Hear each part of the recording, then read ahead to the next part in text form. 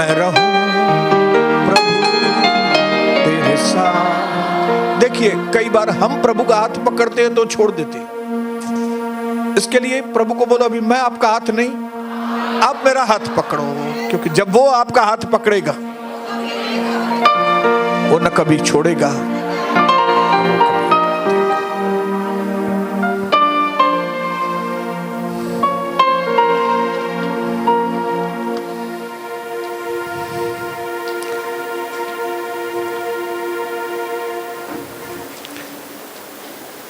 उत्पत्ति 41।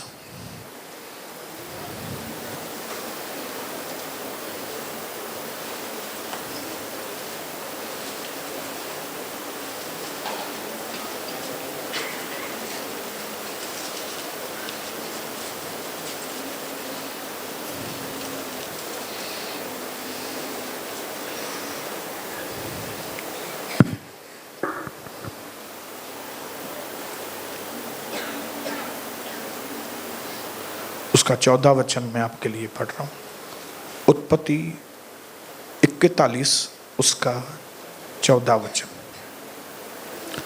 तब फिरौन ने यूसुफ को बुलवा भेजा और वह झटपट बंदी गृह से बाहर निकाला गया और बाल बनवाकर और वस्त्र बदलकर फिरौन के सामने आया। फिर से पढ़ो। यूसुफ जेल में था, लेकिन उसको फोन आ गया, कॉल आ गया उसको, उसके लिए दरवाजा खुल गया, जो इस साल में हमारे लिए होने वाला है।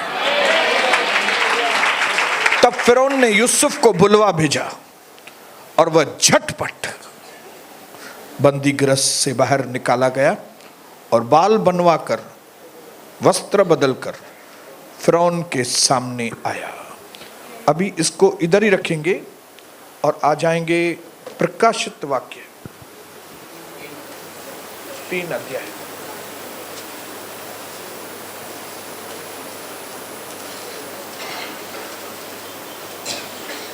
प्रकाशित वाक्य उसका 3 अध्याय, उसका मैं पढ़ रहा हूं आपके लिए 7 वचन। ध्यान से सुनिए। फिलदेल्फिया की कलीसिया के स्वर्गदूत को यह लिख, प्रभु कहता है,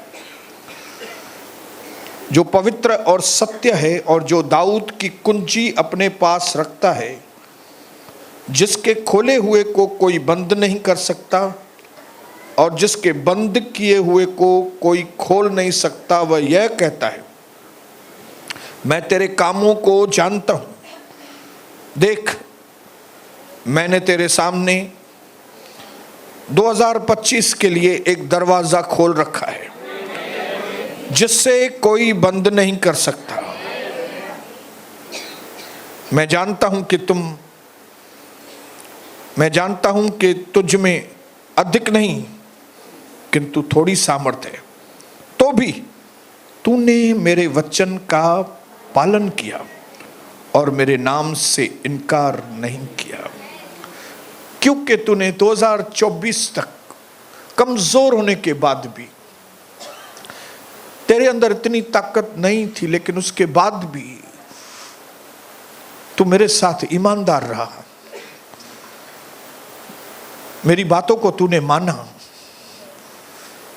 इसके लिए अब जो बीज तुमने अच्छे बोए हैं, जो तकलीफें भी सहन की, जो परीक्षाओं में से तुम बाहर आ गए, हर चीज को मुंह देते हुए, चुनौतियों को मुंह देते हुए तूने मेरे विश्वास को ना नहीं कहा। भले कई बार दरवाजा तुम आपका बंद था, लेकिन उसके बावजूद तूने प्रार्थना करना बंद नहीं किया। भले कई लोगों ने तुमको डिस्करेज किया था, मेरे भाई मेरी बहन, लेकिन उसके बाद भी तूने अपना भरोसा प्रभु के ऊपर रखा और तूने अपने मन में कहा, नहीं, लोग भले कुछ भी कहते हैं, लेकिन मैं जानता हूं कि मेरा परमेश्वर जो है वो जिंदा है और वो मेरे आंसुओं को पहुंचेगा।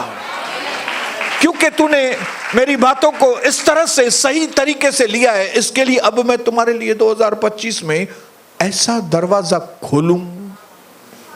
खोल दिया है जिसको कोई भी बंद नहीं कर सकता।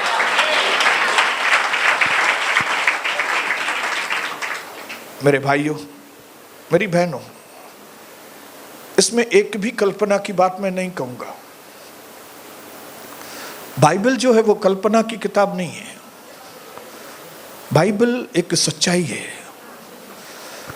और परमेश्वर के मुख से निकलने वाला एक एक वचन वो पत्थर पे लकीर है। जो वो कहता है, जो उसने लिख के भेजा है हमको पत्र में, हबक्कू में लिखा है तुम दीवार पे लिख लेना। भले तुमको लगता होगा थोड़ी देर हो गई है, लेकिन उन चीजों को मैं, सर्वशक्तिमान बोलता है, मैं उन चीजों को मैं पूरा करूंगा। तो जिन लोगों के साथ भी प्रभु ने बातें की हैं, जिन लोगों ने निरंतर परमेश्वर की बाट जोई है, जिन लोगों ने प्रभु के लिए थोड़ी मार भी खाई है,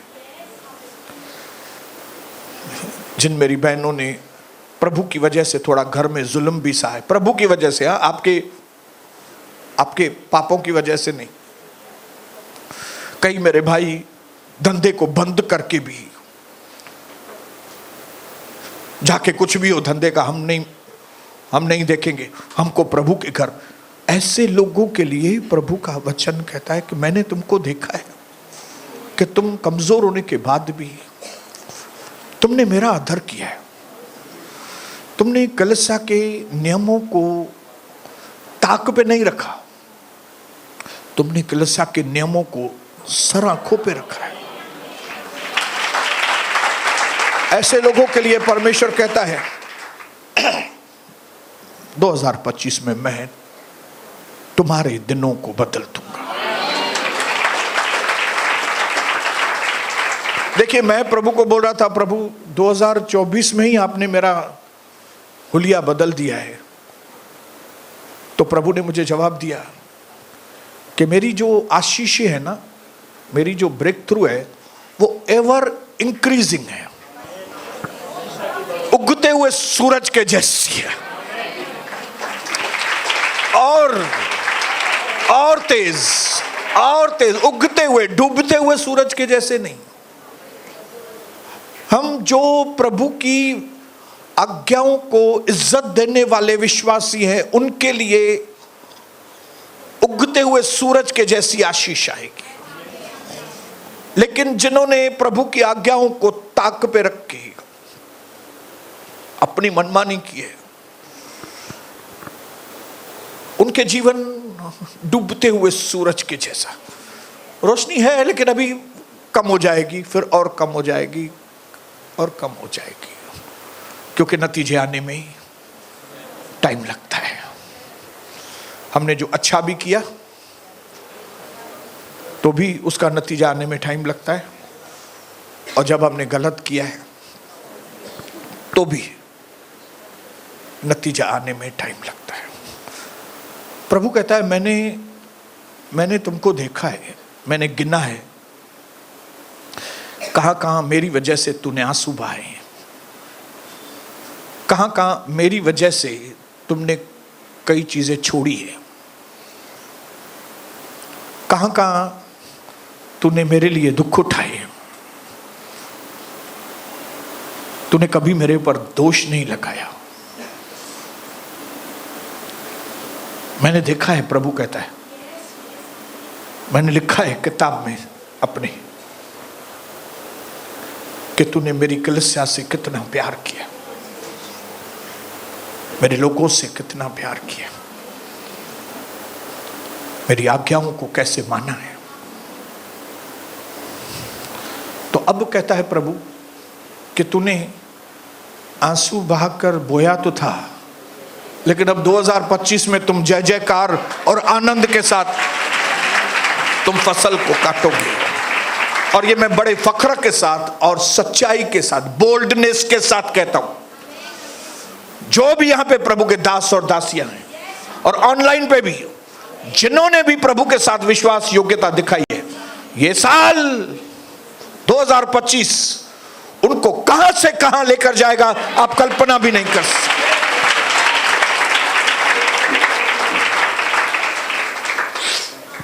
What God is going to release in your life is not just for you, but for God's glory. जो इस साल में परमेश्वर आपके लिए करने वाला है, इसके लिए नहीं कि आप बहुत अच्छे हैं, आप बहुत बुद्धिमान हैं, इसके लिए नहीं कर रहे हैं, लेकिन वो वाचा वाला परमेश्वर है और उसने वाचा इसके लिए बांधी है ताकि उसके वाचा के द्वारा उसकी महिमा हो। तो प्रभु आपको इस साल में जो असरदार बनाने वाला है, जो आपको अधिकार देने वाला है, जो आपका मान सम्मान बढ़ाने वाला है, जो आपको वेल्थ धन दौलत देने वाला है, यह सब सिर्फ हमारे एंजॉय करने के लिए नहीं है, लेकिन हमारे एंजॉय करने के साथ साथ परमेश्वर के मकसद को पूरा करने के लिए। ये चीज अगर आप मैच्योर्ड है, अगर आप समझेंगे ना, तो ये जो ब्लेसिंग है वो जल्दी आपके पास आएंगे। हालेलुया। मैंने देखा है कई लोग जब ब्लेसिंग पाते हैं प्रभु की तो वो एंजॉयमेंट में लग जाते हैं। अभी भाई मंगलवार को नहीं आएंगे, अभी शुक्रवार को आएंगे ही नहीं, क्यों? क्योंकि अभी पैसा वैसा आ गया है, अभी घूमने तो जाए ना। सदा घूमो आप, लेकिन ये ध्यान में रखिए कि परमेश्वर ने आपको एंजॉयमेंट के लिए खाली नहीं दिया है, लेकिन प्रभु ने आपको इसके लिए दिया है कि अब और नम्र बनकर और दीन बनकर प्रभु के आगे और समय प्रभु को दीजिए और प्रभु की सेवा करें, ताकि प्रभु और आपको ऊंचा उठाए।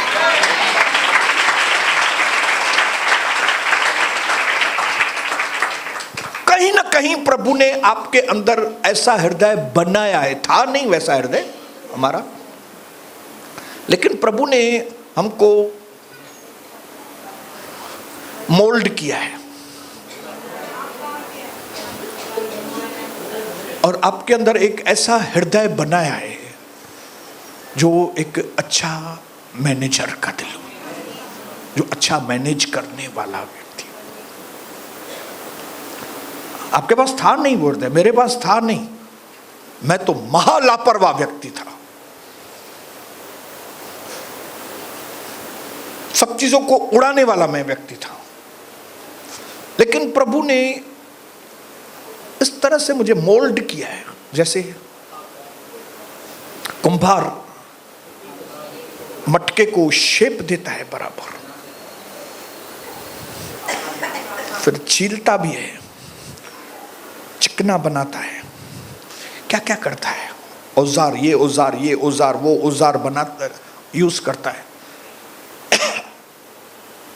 और ऐसा शेप देता है कि वो बर्तन सही तरीके से इस्तेमाल हो सके। जैसे उसने मेरे ऊपर काम किया है और आज तक काम कर रहा है और आगे भी मेरे ऊपर वो काम करेगा, वैसे ही वो आपके ऊपर पहले भी काम किया है, आज भी कर रहा है, आने वाले समय में भी वो आपके ऊपर काम करेगा। बोलिए हालेलुया। ये जो हमारे इस साल में जो हमारे दिन बदलने वाले हैं ना, ये हकीकत बोलता हूं, प्रभु का वचन बिल्कुल सच्चा है कि अविश्वासियों को परमेश्वर ने एक काम दे के रखा है कि तुम पैसे जमा करो ताकि सही वक्त पर वो पैसे हमारे पास ट्रांसफर हो जाए। कई लोगों के जीवन में अभी तक वो ट्रांसफर नहीं हो रहे हैं, या तो थोड़े बहुत ट्रांसफर हो रहे हैं। क्यों? प्रभु को थोड़ा काम नहीं करने दे रहे हैं। आपके अंदर प्रभु को वो हृदय बनाना है, आपके अंदर प्रभु को वो नियत बनानी है आपके अंदर प्रभु को ऐसा काम करना है कि आप प्रभु पर बराबर से ट्रस्ट कर सके और प्रभु आपके ऊपर ट्रस्ट कर सके।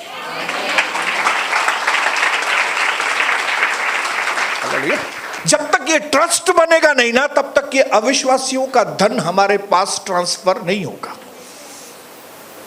अभी यहां पे एक क्षण आ गया जब यूसुफ के अंदर परीक्षाओं का दी एंड हुआ और जो मिस्र का धन था सब इसके अकाउंट में ट्रांसफर हो गया। हुआ कि नहीं? मैं जो भी चीज बोलूंगा भाइयों बहनों, वचन के अनुसार बोलूंगा। इसके लिए भय रखना, इसके लिए भय रखना, क्योंकि अगर ये वचन के अनुसार बात कर रहा हूं और उसके बाद भी आप इसको ठट्टों में उड़ाएंगे तो आपका हश्र बहुत खराब होने वाला है। क्योंकि परमेश्वर की बातों को कोई भी ठट्टों में नहीं उड़ा सकता है। मनुष्य ये जान ले कि आप जो बोएंगे वही काटेंगे। यूसुफ की परीक्षाओं का एंड हुआ, उसको कॉल आ गया फिरौन का। आपको भी कॉल आने वाला है कोई विश्वासी तो वे हालेलुया बोलेंगे, है कोई ईमानदार लोग तो वो बोलेंगे हालेलुया, है कोई सच्चे प्रभु के भक्त तो वे हालेलुया बोलेंगे। हालेलुया।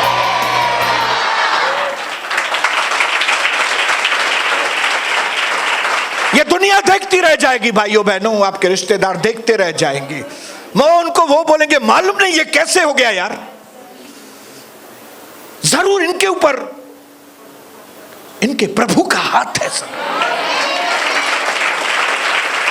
जरूर इनके साथ इनका प्रभु है। नहीं तो बोलेंगे पूरी दुनिया की हालत खराब है, ये आदमी खाली आशीषित क्यों हो रहा है। इधर भी 4 रेडीमेड वाले हैं, इधर भी 10 रेडीमेड वाले हैं, सबके पास मंदी है, खाली ये आदमी के पास तेजी है।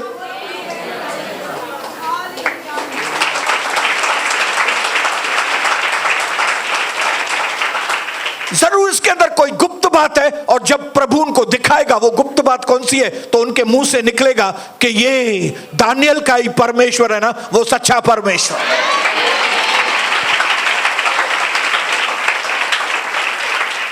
देखिए थोड़ी देर दानियल को साग पात सिंपल चीजें खानी पड़ी, जो राजा की चीजें थी उसने उसको ना बोला, नहीं मेरे को ये चीज नहीं, मेरे को ये चीज नहीं, मैं कंट्रोल में अपना जीवन बिताया, मैं कंट्रोल में बिताएगा। उसको मालूम था कि ये जो मैं कंट्रोल में जीवन बिता रहा हूं, वचन के कंट्रोल में, वचन की बाउंड्री में मैं आ रहा हूं। दानियल को मालूम था कि मेरा परमेश्वर जो है वो सच्चा परमेश्वर। उसको मालूम था कदाचित रात को मुझे रोना पड़ रहा है, लेकिन सुबह फिर आनंदित।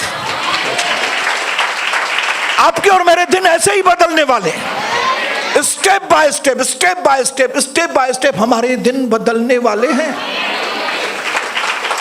फिर से बोलता हूं, जो ईमानदार लोग हैं वे हालेलुया बोलेंगे, जो विश्वास योग्य, जो परमेश्वर के वचन से प्यार करते, व्यवस्था से प्यार करते, वे लोग हालेलुया बोलेंगे।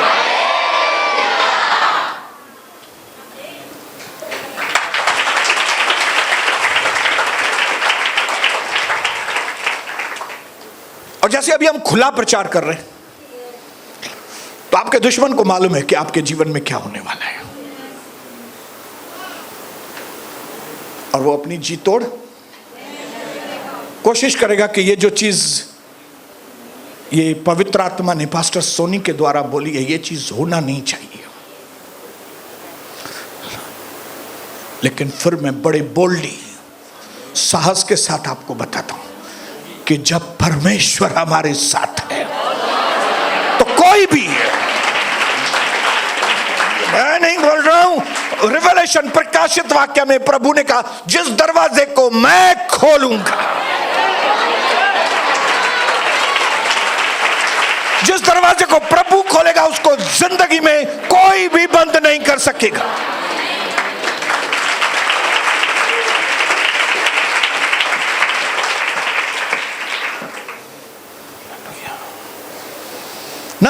परमेश्वर आपको वेल्थ देगा,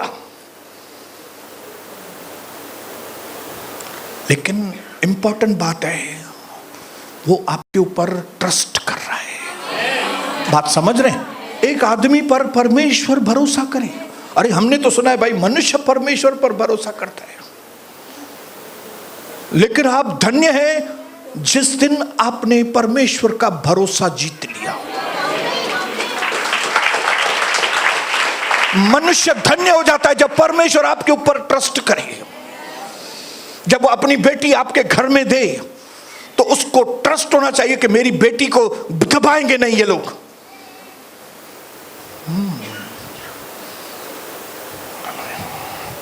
हालेलुया। समझ रहे हैं बात को? जिनके भी घर में बहू है तो प्रभु ने आपको बहू भेजी है बेटी के रूप में, और ये ट्रस्ट कर रहा है प्रभु कि आप इस बहू को बेटी समझेंगे और क्या करेंगे, इसको प्यार करेंगे,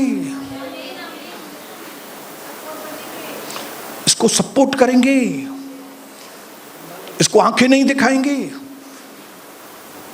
आज 6 साल हो गए मैंने अपनी डिंकी को एक बार भी आंखें नहीं दिखाई है। मेरी कविता ने एक बार भी अपनी बहू को आंखें नहीं दिखाई है।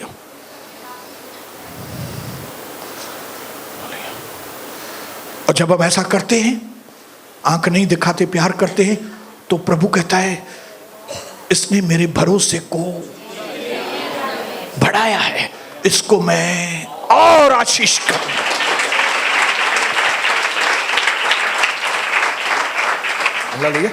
और वो क्या करेगा मालूम है? वो हमारे रिलेशनशिप में, हमारे फाइनेंस में और रेस्टोरेशन और जो हमने खोई है चीजें वो आपको वापस देता जाएगा 1000 गुना देता जाएगा, क्योंकि वो हम पर भरोसा करता है। और मैं आपको बताऊं ये आशीषें खाली मिल जाना काफी नहीं है, वहां पे एंड नहीं है। जिस दिन मुझे ये ब्लेसिंग मिली, जिस दिन आपको इस साल में बहुत बड़ा तोहफा जब परमेश्वर देगा, तो वहां पे दी एंड नहीं हुआ है। वहां से आपके जिंदगी का एक नए दौर की शुरुआत होगी। हालेलुया। जब परमेश्वर हमको आशीष करता है तो हमारे जिंदगी में एक नया दौर चालू होता है। हालेलुया। क्योंकि अभी मेरी उम्र 61 साल है और मैंने देखा है अलग अलग दौर। एक दौर गया, दूसरा दौर चालू, फिर दूसरा गया, तीसरा दौर चालू। 2025 से मेरे जीवन में भी एक बहुत नया दौर शुरू होने वाला है। बोलिए हालेलुया, बोलिए हालेलुया। तो हम और आप, खुले शब्दों में बताता हूं, कोई माने या न माने, इस साल में, इस महीने में बहुत सारे दरवाजे हमारे लिए खुलने वाले हैं।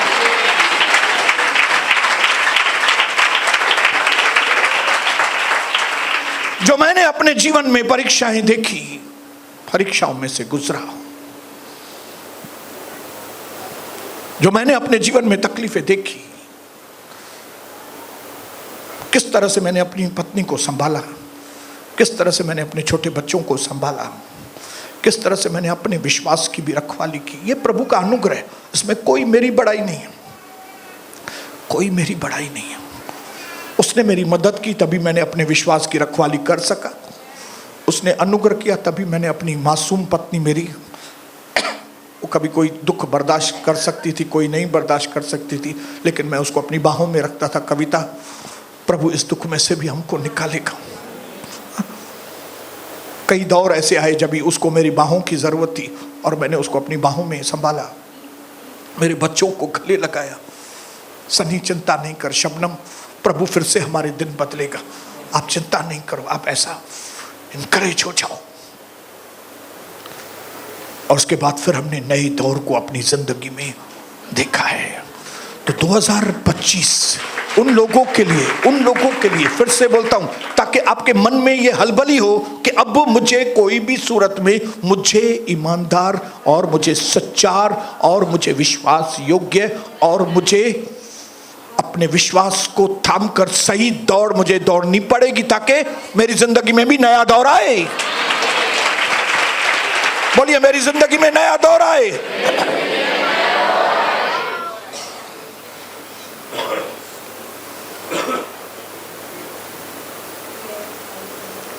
मानो यूसुफ के दुख खत्म हो गए। उसको 2 बेटे हुए। पहले का नाम था, नहीं एप्रैम बाद में का था शायद, मनश्शे। उसने पहले बेटे का नाम रखा मनश्शे। मनश्शे मतलब उसने मेरे जो घराने, मेरे खानदान का जो दुख था उसको पूरा कर दिया, खत्म किया। मुझे अपने घर का दुख, मेरे के लोगों ने, भाइयों ने दुख दिया था, मेरे जख्म थे मेरे अंदर, लेकिन प्रभु ने मेरे उन जख्मों को भर दिया, खत्म कर दिया। और उसके बाद उसने दूसरा बेटा हुआ जिसका नाम उसने एप्रैम रखा। एप्रैम रखने के बाद उसने क्या बोला? उसने बोला, मुझे जहां पे मैं गुलाम था, जिस जमीन पर मुझे दुख दिया गया, ये पोती पर ने, ये उसकी औरत ने मुझे दुख दिया, ऐसे दुख वाली जगह पे प्रभु ने मुझे ब्लेस किया है। हालेलुया। दुख वाली जगह पे आनंद, जहां पे बेइज्जती हुई थी वहां पे दुगना आनंद, दुगनी इज्जत, आदर। 61 अध्याय यशाया में किधर 60 या 61 में लिखा है कि जहां कहीं तुमको शर्मिंदगी हुई है, उस जगह पे अब मैं तुमको दुगना आदर दिलाऊंगा। इसी को तो रेस्टोरेशन बोलते हैं।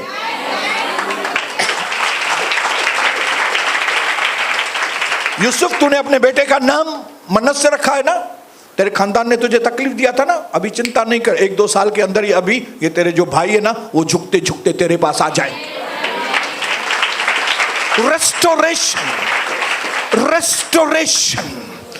रेस्टोरेशन।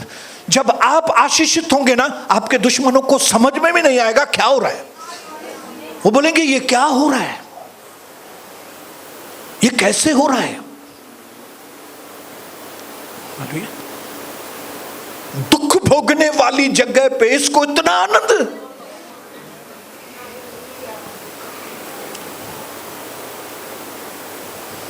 इतनी बड़ी अथॉरिटी मिल गई उसको, मिस्र का वो प्राइम मिनिस्टर बन गया। अरे क्या बात है भाई। क्योंकि आपने कभी ये चीज इमेजिन नहीं की ना, इसके लिए आपको सपने लगते हैं। लेकिन अब मुझे समझ में आ गया, क्योंकि कई चीजें जो मैंने सोची नहीं थी अभी मेरे जीवन में हो गई है। तो अभी मुझे समझ में आता है कि अभी भी जो मैं नहीं सोच रहा हूं वो चीजें अभी 2025 में होने वाली है।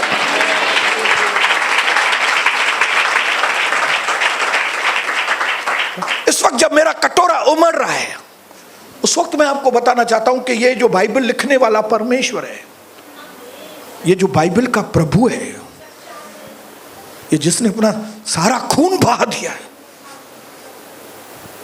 एडी मार खा दी थी जेको ता सोचे न था सको। मैं इमेजिन नहीं कर सकता है इतनी मार क्यों खाई मेरे प्रभु आपने। एडी मार केर ॾींदो आया कंहिंखे।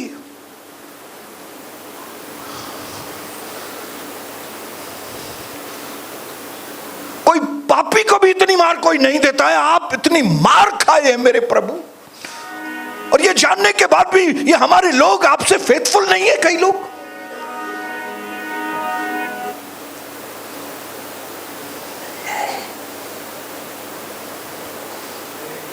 जो मेरी पत्नी ने दर्शन देखा है ना, कि जिन्होंने भी यीशु मसीह के घर को नुकसान पहुंचाया है, जिन्होंने भी प्रभु के घर में बारे में उल्टी सीधी बातें की हैं, अभी वो क्या करेंगे मालूम है? ये वेदी के आगे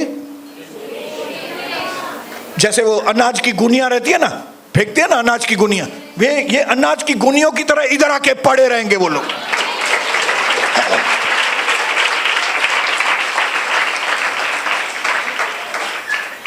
और दुनिया के आगे प्रभु का दर्शन एक एग्जाम्पल रहेगा।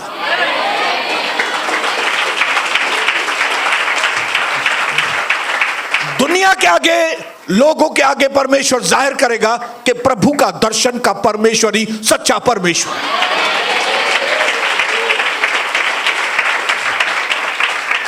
ऐसी वैसी बातों से नहीं, प्रभु उनको साबित करके बताएगा कि इस कलीसिया के अंदर प्रभु कहेगा मैं खुद मौजूद हूं यहां।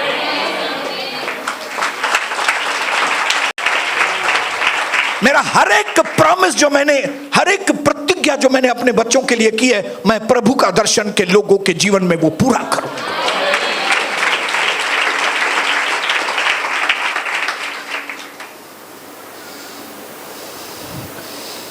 बट नेवर फॉरगेट, कभी भूलना मत कि परमेश्वर जब कभी आशीषें देता है तो उसके साथ उसके सिद्धांत जुड़े रहते हैं। हालेलुया। वो ऐसा रैंडमली आशीष नहीं करता है। रैंडमली मतलब वो ऐसा ही आनंद फानन में नहीं आशीष करता। थोड़ा बहुत तो उसके करीब रैंडम मतलब आनंद फानन ना, नहीं। हाँ, ऐसे ही नहीं, चलो अभी ये आशीष दे दी, चलो अभी ये भी दे दी, अच्छा ये चलो ये भी, नहीं नहीं नहीं नहीं।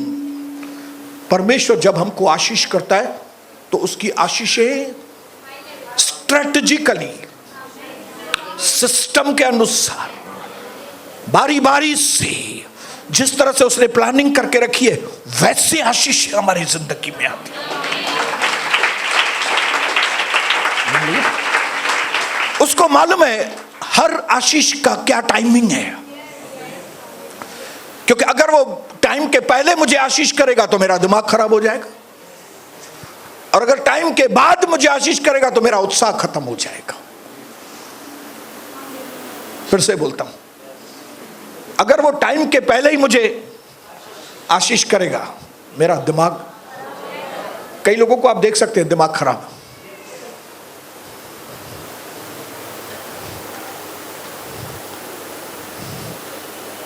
प्रभु ने थोड़ा ही दिया है लेकिन दिमाग उनका आउट ऑफ कंट्रोल हो गया।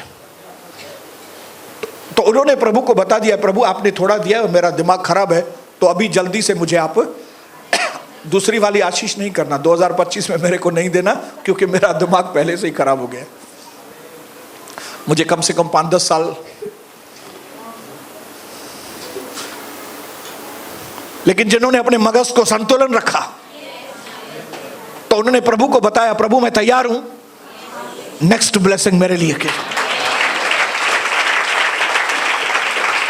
तो जो तकलीफें भी आई, जो परीक्षाएं भी आई, जो अलग अलग किस्म की रुकावटें भी आई, ये एक सिस्टम के अनुसार आपके पास आई है, ऐसे रैंडमली नहीं। ऐसे ही नहीं एक के बाद एक तकलीफ आपके पास आई। ये तकलीफें आई सिस्टम के अनुसार, ताकि इस क्षेत्र में प्रभु आपको तैयार करे, फिर इस क्षेत्र में तैयार करे, फिर इस क्षेत्र में तैयार करे, आपको स्ट्रांग बनाए, और जिस जिस क्षेत्र में आप स्ट्रांग बनेंगे उस क्षेत्र में प्रभु आपको ब्लेसिंग देगा।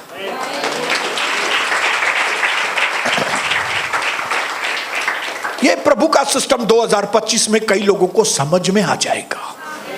यहां पे जो अनपढ़ लोग बैठे हैं ना, उनको भी समझ में आ जाएगा, पढ़े लिखे लोग हैं उनको भी समझ में आ जाएगा कि परमेश्वर के ब्लेसिंग करने का एक सिस्टम है, वो हमको तैयार करने का उसका सिस्टम है, वो हमको सीधा करने का उसका सिस्टम है, हमको सुधारने का उसका एक सिस्टम है। सिस्टम है।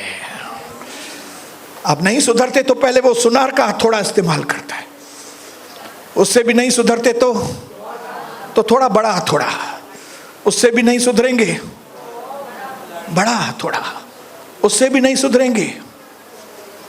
देखिए शाऊल एक दिन में थोड़ी मर गया, शाऊल को कितने साल दिए प्रभु ने, सुधरने के मौके दिए थे, 1 बाय 1 करके वो आशीषें उसके हाथों से चलती गई।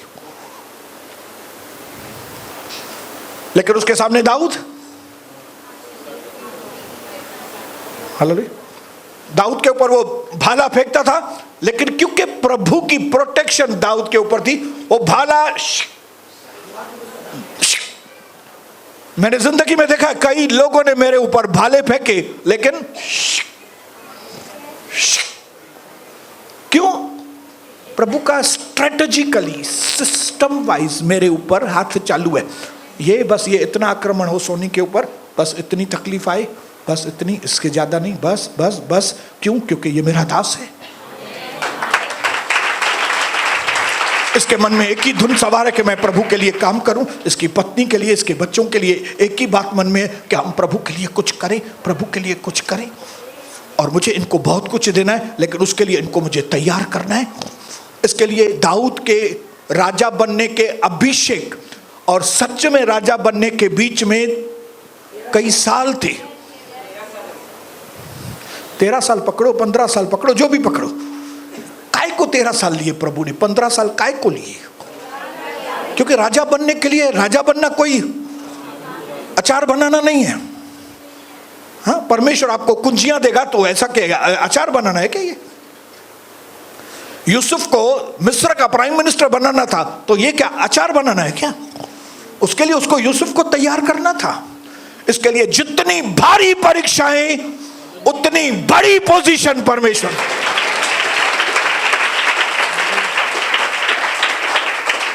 जिन भारी परीक्षाओं में से हम लोग गुजरे हैं, उसमें से अब मुझे समझ में आता है कि हमारे लिए परमेश्वर ने बहुत बहुत बड़ी आशीष रखी।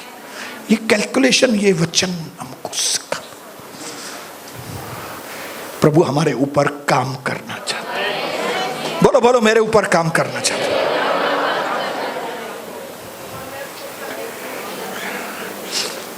जितना आप अपने आप को प्रिपेयर करेंगे प्रभु में, उतना आपके काम आसान होते जाएंगे। इसके लिए तितलियों के पीछे पकड़ने में नहीं अपना टाइम खोटी करो। आप जितना तितलियों के पीछे दौड़ेंगे, ये तितलियां उड़ती जाएंगी। लेकिन उसकी बजाय क्यों नहीं आप अपने गार्डन को मस्त खूबसूरत बनाओ, तो ये तितलियां उधर जाके भी फिर आपके गार्डन में ही आएंगी।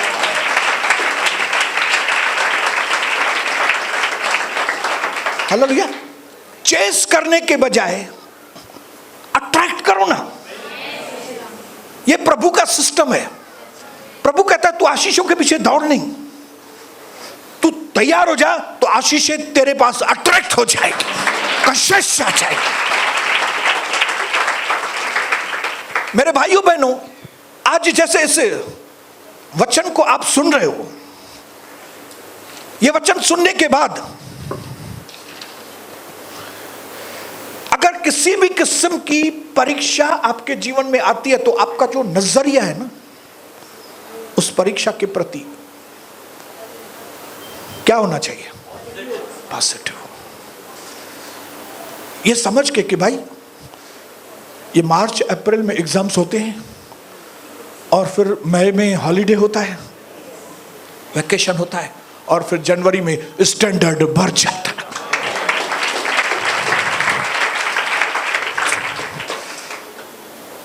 तो अगर प्रभु आपके ऊपर काम करना चाहता है तो आप बोलो, प्रभु को मैं काम करने देगा मेरे ऊपर।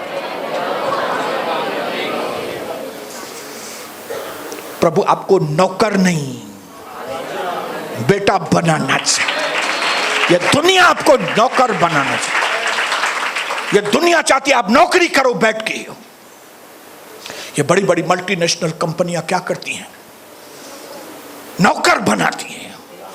आपको एक अच्छी पगार देगी, एक अच्छा क्वार्टर दे देगी, आपके इंटरटेनमेंट के लिए आपको बोलेगी 2 साल में एक बार मैं ट्रिप भी आपको कराऊंगा जापान का। तो तुम लोग क्या करो, तुम वर्कर बने रहो, तुम प्लानर्स मत बनो। तुम बड़ी योजनाएं बनाने वाले, बड़े सपने देखने वाले नहीं बनो, तुम काम करो। हालेलुया। एक व्यक्ति ने बताया था, मुझे नाम याद नहीं आ रहा है, यही शायद एलन मस्क है जो अभी अमेरिका में। उसने कहा अगर तुमको किसी व्यक्ति को जेल के अंदर ही रखना है तो उस व्यक्ति के साथ ऐसा व्यवहार करो कि उस व्यक्ति को मालूम ही नहीं पड़े कि वो जेल में है। बात समझ रहे हैं मेरी? अगर आप चाहते हो कि कोई व्यक्ति जिसको आपने जेल में रखा है, बांध के रखा है, वो आपके पास हमेशा रहे, भाग नहीं जाए, तो आप उस व्यक्ति से ऐसा व्यवहार करो कि मानो वो जेल में है ही नहीं, लेकिन वो है जेल में। इसके लिए नौकरी वालों को क्या करते? पगार। ये पगार क्या है? ड्रग है, ड्रग। पगार का नशा। एक तारीख आएगी 15,000 मिलेगा। ड्रग। मैं अभी, जैसे ड्रग्स वाला क्या सोचता है, मैं अभी जाएगा और मैं वो ड्रग्स खरीद के लाएगा। इसके लिए नौकरी वाले 40 साल हर रोज 8 घंटा काम करेंगे, लेकिन उसके बाद भी देखो, नौकरी के बाद हमेशा ब्रोक रहते। ब्रोक मतलब टूटे हुए, जिंदगी में कोई आनंद ही नहीं है। क्यों आनंद क्यों नहीं है? क्योंकि उनके जो ड्रीम्स थे, उनके जो सपने थे, उनके जो प्लानिंग वगैरह थी, वो सब इन मल्टीनेशनल कंपनियों के सीईओ वालों ने उनका क्या है, उनका सारा सत्यानाश कर दिया। उनको ड्रग्स पिला के, पगार, ये फैसिलिटी, तुमको हम लैपटॉप भी दे देंगे। लैपटॉप भी देगा। जैसे हम शान को बोलते हैं, भाई तेरे को चॉकलेट देगा। हाँ, तेरे को हर 2 साल में सिंगापुर का ट्रिप भी देगा। हाँ, तुम नौकरी बराबर करो, ये प्लानिंग मत करो, खुद की कंपनी खोलूं, ये करूं, नहीं, तुम नौकरी। जब हम एक व्यक्ति को इस तरह से बांधते हैं ना, तो वो व्यक्ति अपने सपनों को, अपने प्लानिंग को उठा के खिड़की में से बाहर फेंक देता है और बोलता है हम नौकरी में खुश हैं। लेकिन मैं नौकरी में खुश नहीं हूं, मैं जेल में। मुझे यहां उल्लासनगर में भी शैतान ने जेल में डालने की कोशिश की थी, मिनिस्ट्री में, कि जैसे हम बोलते हैं सोनी, पास्टर सोनी, आपको वैसा करना है। फिर आउट ऑफ कंट्री भी शैतान ने मुझे बांधने की कोशिश की कि जैसे हम बोलते हैं वैसे सोनी तुमको करना है। लेकिन धन्यवाद हो परमेश्वर पिता का, जिसने मेरे अंदर प्रकाश दिया, रोशनी दी, और उसने कहा सोनी, मैंने तुमको आजादी दी है और मैं तुम्हारे साथ हूं, और मैंने तुम्हारे लिए तुम्हारे बाद में के दिन पहले वाले दिनों से ज्यादा बहुत अच्छे रखे। और वो तभी होगा जब भी तुम प्रिजन में से बाहर निकलोगी, तुम जेल में से बाहर आओगी। तब मैंने प्रभु से मांगा था कि प्रभु मुझे अपना भवन चाहिए ताकि मैं किसी की गुलामी न करूं। अभी भी जो नए भवन लेंगे वो खुद का, किसी के नहीं चाहिए हमको पैसे। आजादी, आजादी, क्योंकि परमेश्वर ने यीशु मसीह के नाम से हमको आजादी में जीवन सिखाया। कहा यूसुफ जेल में था, लेकिन बाद में प्राइम मिनिस्टर। फिरौन ने उसको कह दिया, नाम में खाली मैं खाली नाम में फिरौन हूं। मिस्र का एक भी व्यक्ति यूसुफ के बिना पूछे हाथ पांव नहीं हिलाएगा। जाके 41 अध्याय में आप पढ़ लेना। मिस्र का एक भी व्यक्ति यूसुफ को बिना पूछे हाथ पैर नहीं चलाएगा। ये पोजीशन हमारी 2025 में होने वाली है। जो इस वक्त तकलीफों में से गुजर रहे हैं ना, आप सच्चाई पे खड़े रहना, वचन के ऊपर खड़े। जज्बाती मैंने नहीं बनना, जज्बाती नहीं बनना। जो आपको सही एक्शन लेना चाहिए वो सही एक्शन दीजिए। अपनी जिंदगी का कंट्रोल आपके हाथ में होना चाहिए। आप परमेश्वर के गुलाम होंगे तो लोग आपके गुलाम बन जाएंगे। आप लोगों के गुलाम बनेंगे तो जिंदगी में कुछ भी नहीं कर सकेंगे। जो आपके परिवार में सच्चाई से चलते हैं उनको ब्लेस करो, जो आपके परिवार में सच्चाई से नहीं चलते उनको बोलो क्या है ये, मेरा 2024 तो खराब कर दिया, अभी क्या 2025 भी खराब करोगे? ये जो हर एक व्यक्ति में गड़बड़ लोग हैं उनको सीधा करने का अधिकार आपको प्रभु ने दिया है। देखिए, अगर एक व्यक्ति अगर सही होता है ना, एक बोलो, एक। वचन में लिखा है एक यीशु मसीह के खून बहाने की वजह से सबके लिए मार्ग खुल गया। इसी तरह घर में जेकर हिकड़ी भेड़ हो जाए, नहीं, एक बहन अगर सही है ना तो आपका पूरा परिवार उठा। बड़ा दुख है कि कई बार घर में हिक्का भेड़ में सही काने बेसा, एक बहन अपने ऊपर उतर आए ना, अगर जैसे मेरी पत्नी लाए पाए बिठी हुई कि मुझे प्रभु में बस प्रभु में ही बढ़ना है मुझे, एक। और वैसे अगर हिक्क बेकार आनी घर में, अगर घर में हिक्क बेकार मानवानी, वो सबनी जी सत्यानाश। घर में एक अगर बेकार,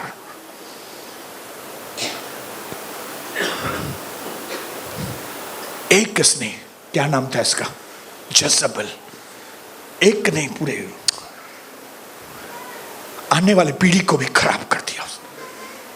एक संसारी बहन अपने घर की सत्यानाश कर दी, एक मूढ़ स्त्री अपने घर को भी। ये आज बदलने का दिन है। सेल्फ इन्वेस्टमेंट करना चालू करो। सबसे अच्छी इन्वेस्टमेंट है अपने ऊपर। सबसे पहले प्रभु को टाइम दो, उसके बाद अगर किसको टाइम देना है अपने आप को दो, क्योंकि आपको बदलने की जरूरत है। क्योंकि आपके पास बेस्ट होगा तो आप दूसरों को बेस्ट देंगे। अगर आपके पास बेस्ट नहीं है तो आप दूसरों को बेस्ट नहीं देंगे। आप चालू लोग हैं तो आप दूसरों को क्या देंगे।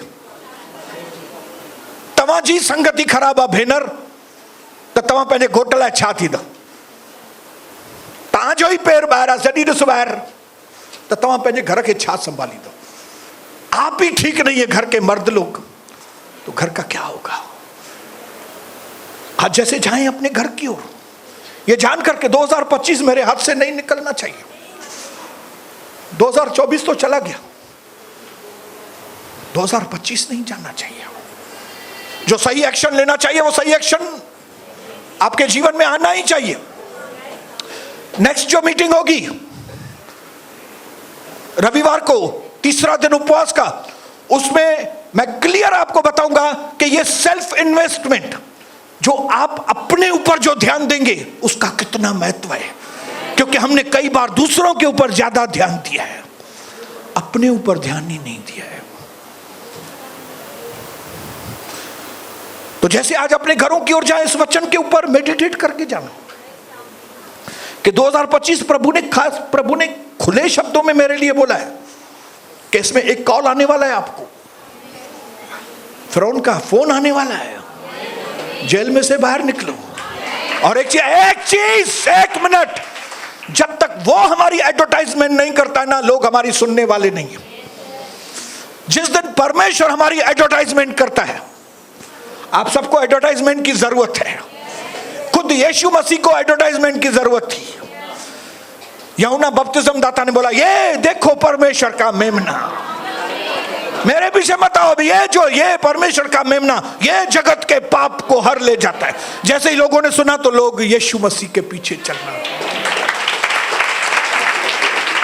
लोग आपकी और मेरी कभी सुनेंगे जब भी प्रभु हमारी एडवर्टाइजमेंट करेगा, जब प्रभु हमको एक्सॉल्ट करेगा। और एक दास है पुराने नियम में, नाम आप बताना, जिसने प्रार्थना की कि अपना एक्सॉल्टेशन वाला हाथ मेरे ऊपर, यावेज, बोलो यावेज। यावेज ने प्रार्थना की आपका जो एक्सॉल्टेशन वाला हाथ है, क्योंकि आप ऊंचा करेंगे तब लोग मेरी वैल्यू करेंगे, नहीं तो लोग मेरी वैल्यू करने वाले नहीं है। तो आइए इस वक्त जैसे अपने घर की ओर जाए, ये चीज ध्यान में रख के कि ये 3 दिन की उपवास और प्रार्थना मेरी जिंदगी को बदल देगी। मैं पहले जैसा नहीं रहेगा, मैं सफा बदल जाएगा यीशु मसीह के नाम से।